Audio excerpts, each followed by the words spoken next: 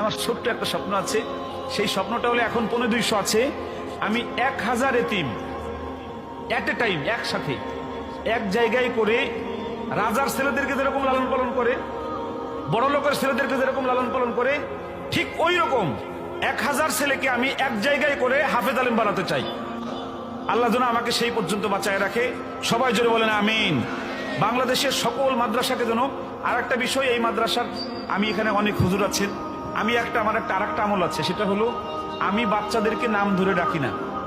আমি আব্বু, বাবা, বাজান এই শব্দ ছাড়া আমি ছাত্রদেরকে আমি ডাকি না।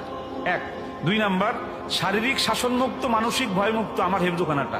600 ছাত্র, শুধু হেফজোখানায় 600 ছাত্র। শিক্ষক আছে 58 জন, শুধু হেফজ বিভাগে 58 জন শিক্ষক।